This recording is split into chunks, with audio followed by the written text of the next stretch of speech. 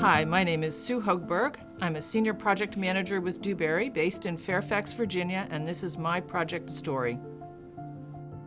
The Great Lakes are a series of 5 interconnected, deep, freshwater lakes in the east central part of North America. The 5 lakes, Lakes Superior, Michigan, Huron, Ontario, and Erie, form the largest body of fresh water on the planet. The Great Lakes are used for a wide variety of commercial, recreational, and indigenous purposes, including transportation, boating, fishing, hunting, hiking, and more. The Great Lakes have been experiencing environmental impacts resulting in bluff erosion caused by fluctuations in lake levels, including high lake levels in 2019, combined with wind-driven waves and a lack of stabilized vegetation. Community officials and residents have been reacting to these environmental impacts and have shown strong interest in rebuilding or stabilizing the shorelines.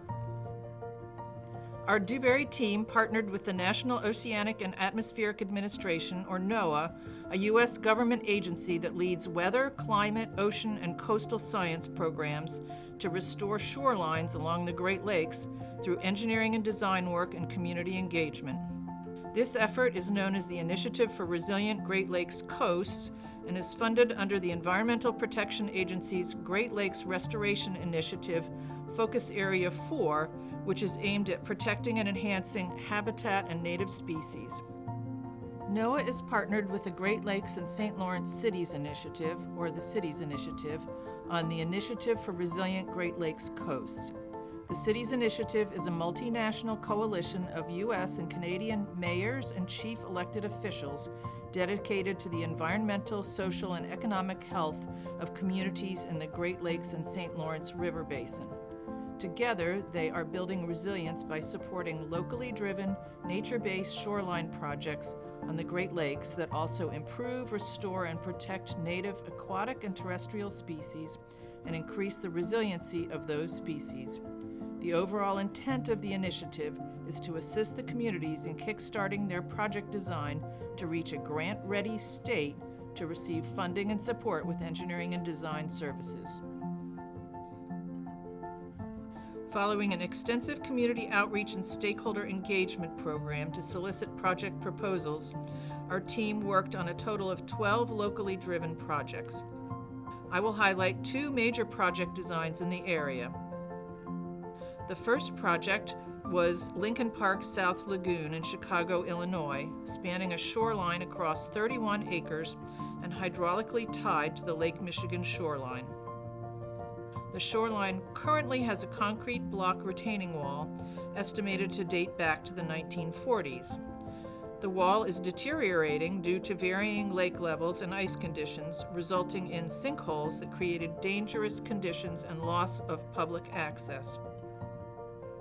To address these concerns, our team designed new walls using a sustainable vegetated wall system that uses geobags and interlocking plates that adapt and move with the land. On the side of the lagoon with greatest public access, we added a stone sill at the top of the wall to create a barrier between the open lagoon and the planted areas behind the wall. We also replaced a section of the wall with a gently sloped vegetated shoreline and added piers with multiple access points and signage for educational benefits.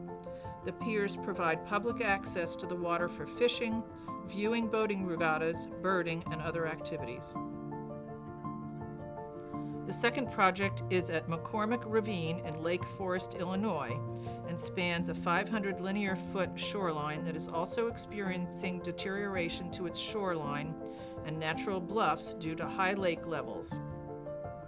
To stabilize the shoreline, we designed a buried stone revetment with intertwined root wads covered by soil to form a barrier that protects the area from erosion caused by wave action.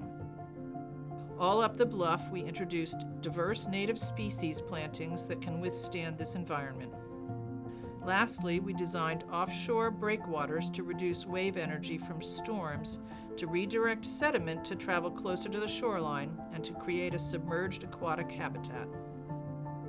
Another aspect of our work for NOAA in the Great Lakes is to acquire detailed shoreline and lakebed data using topography LiDAR, a critical activity in establishing accurate shoreline locations and accessing elevation levels of habitats and their changing geologic conditions. Topography LiDAR is a high-resolution sensor consisting of a green waveform laser taken from an aircraft used to measure the depth to bottom through a water column. This allows NOAA to quickly analyze large areas of the nearshore portions of the lakes and to gather needed data. NOAA can then also plan its hydrographic survey vessel trips to fill in bathymetric data in the deeper waters that the laser does not penetrate. These projects have been an exciting opportunity for our engineers, landscape architects, and geospatial and technology teams. The next steps is for the communities to take our engineering designs and get them funded for construction. We are also working with NOAA to rank another set of proposed projects for engineering and design work. We look forward to continuing to collaborate with NOAA and to build a more resilient Great Lakes environment for future generations to enjoy.